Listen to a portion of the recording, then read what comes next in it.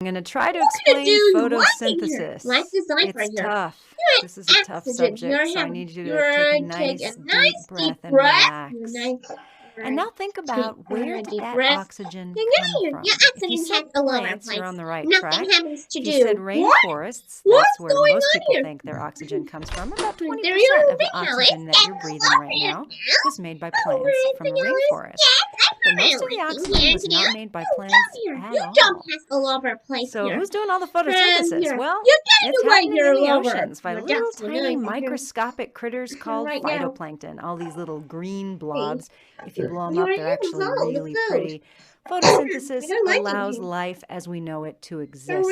Photosynthesis produces oxygen that we need to breathe and produces carbohydrates that we use to burn for fuel. There's two parts to photosynthesis, and lucky for us, there's two parts to the word photosynthesis. The word the photo part is about the capturing of light energy into chemical bond energy. The synthesis part of photosynthesis is about the production of carbohydrates. So the photo part is going to involve light energy captured by photosynthetic pigments of the plant, and these photons of energy will be converted to chemical bond energy in the form of NADPH and ATP. These molecules and the concepts of oxidation and reduction are really foreign to you. Please check out my video on redox reactions. I will put the link in the description box below. These high-energy molecules are going to be used as energy sources to fix carbon, atmospheric carbon, into carbohydrates. Not into glucose directly, but into molecules that can be used to make glucose. So basically what we do is we're going to divide the processes of photosynthesis into the light capturing part, which conveniently are called the light reactions, and then the carbon fixation part, which we refer to as the Calvin cycle or the light independent reactions. So let's talk about light first. Here's the electromagnetic spectrum. There's a teeny tiny little slice in there that is actually visible to us, and that's the same sliver that plants can use for photosynthesis. Now, how plants capture this light is with pigment molecules like chlorophyll A. Here's chlorophyll B. There are other pigments, though. This is beta-carotene. Beta-carotene is what gives things like carrots their color. Now, what you can do is look at the absorbance spectra of different pigments, and you'll see that they all peak in different places. And this actually allows photosynthetic organisms to be very efficient in their capturing of different wavelengths. But most photosynthetic pigments have a low in absorbance right around here. And that, as you can see in the color bar below, corresponds to the color green. So plants do not use green light very efficiently at all, and that is why green is transmitted and reflected, and that's why plants appear green. You can actually extract chlorophyll yourself in your own kitchen. I like to use spinach. You're going to need a blender and some cheesecloth, and you're going to need to blend it up, not in water, that won't work, but in an organic solvent like pet ether, acetone, methanol. I know you got that in your kitchen. Don't drink this smoothie. If you filter it through the cheesecloth, you're going to get a nice solution of chlorophyll. And what you can do with it is shine light on it, and you're going to see something really cool. It's going to glow red. And this is called fluorescence. And in order to understand the light reactions, it's actually important that you understand why chlorophyll fluoresces when you shine light on it like this. So here's what's happening. If you isolate a chlorophyll molecule and you shine light on it, what's going to happen is electrons at the center of the chlorophyll are going to increase in their energy state. They're going to get excited.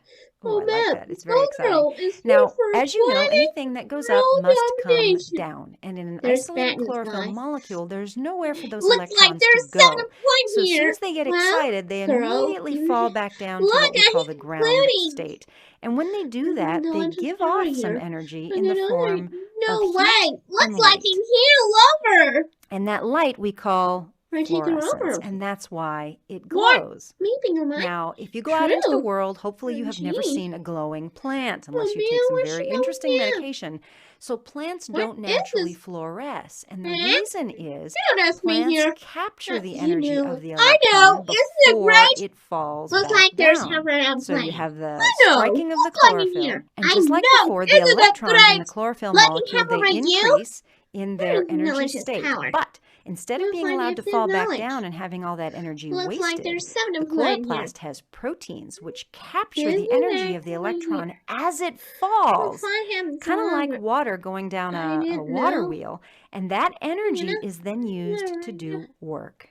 And that's basically what the light reactions are about. These chlorophyll molecules are actually organized in a complex system that we call a photosystem, and the photons of light actually bounce around until they hit a reaction center. And the whole thing is very beautiful and complicated. This is what it actually looks like with all those green blobs representing chlorophyll in there. And it's actually quite beautiful. In order to understand how this works, we're going to have to understand the structure of a chloroplast. A chloroplast is an organelle with not one but two membranes, an inner and an outer membrane, and then inside there's going to be fluid that we call stroma, and that's where all of the carbon fixation is going to happen. And then most of the chloroplast is actually made of yet more membranes that we call thylakoids, and they're organized in stacks that we call grana, so this would be one granum. And in the thylakoid membranes, this is where all of the light reactions are going to occur. So we're going to talk about the light reactions first, and then later we're going to talk about this carbon fixation. Maybe you're here. So the first thing that we're going to need is a source of electrons. The electrons come from water. Believe it or not, photosynthetic organisms use sunlight to split water. So water molecules are going to be split, and of course you're going to get out of that oxygen, hydrogen, and electrons. This is called photooxidation. What's going to happen is the electrons are going to fuel the entire system of the light reaction. So we're going to watch the electrons here in just a second. We're also going to get oxygen, and this is the source for atmospheric oxygen. And you're going to get protons. And the protons are going to contribute to the proton gradient in the thylakoid lumen that we're going to see in a little bit. That's going to be used to make ATP. Okay, so let's see what happens to the electrons. When light strikes photosystem 2, it's going to get bounced around until it hits the reaction center. And there, the electrons in the center are going to be increased in energy state, just like we saw before.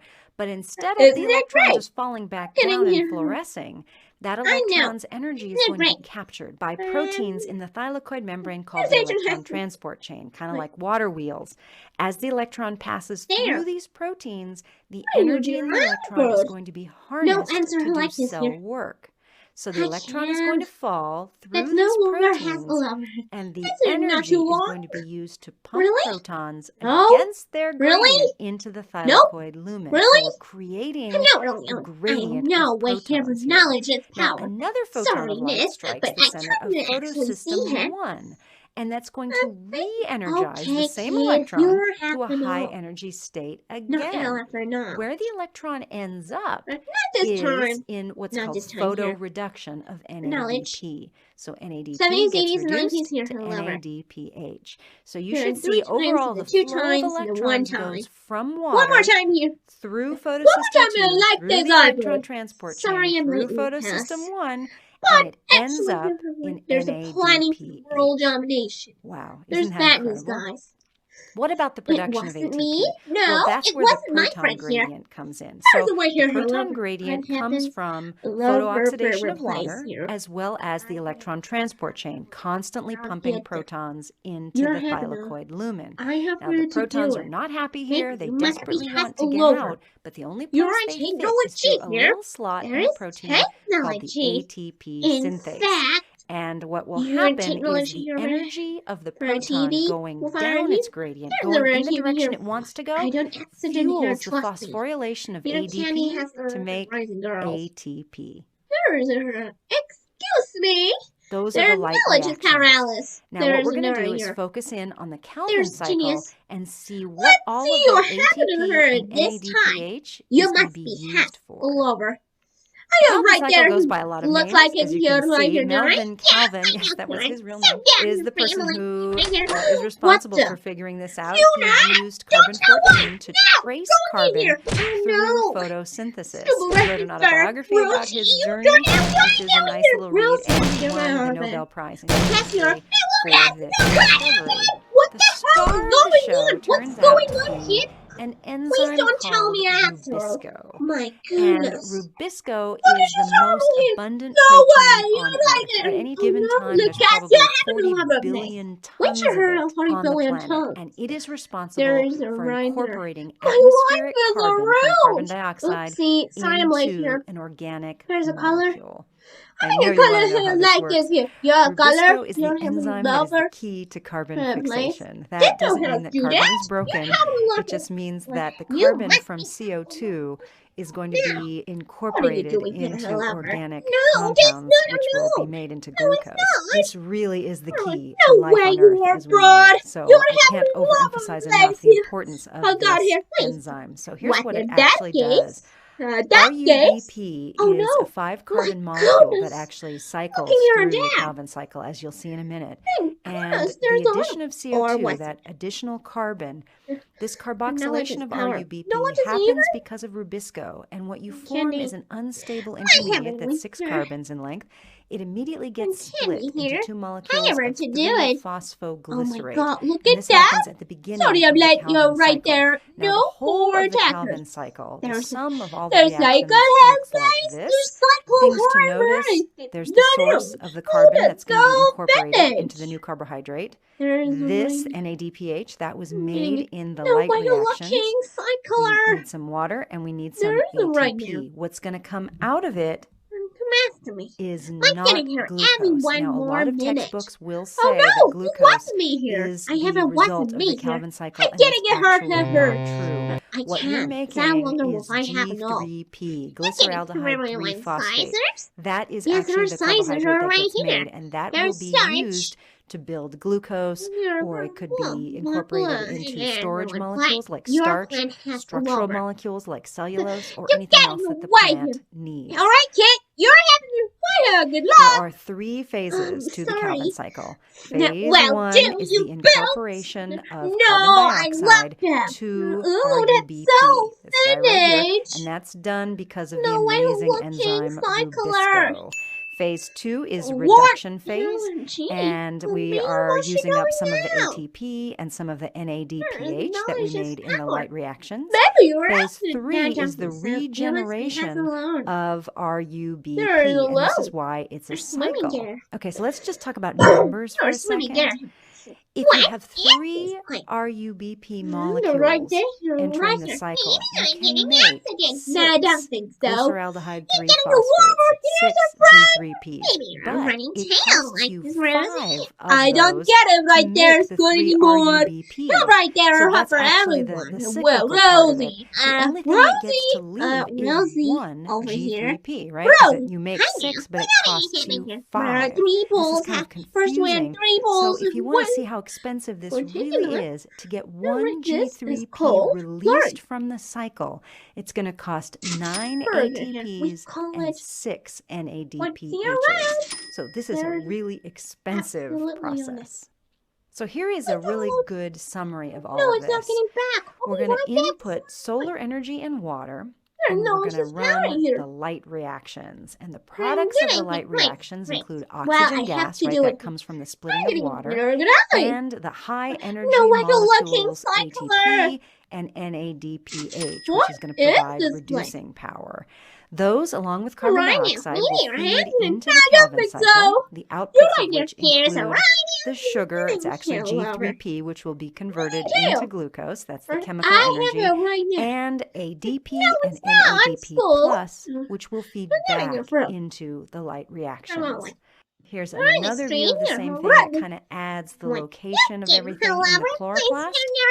And wow, so the next time you look at plants, man, they deserve a lot of respect. Photosynthesis is an unbelievably complex process, but it makes life on Earth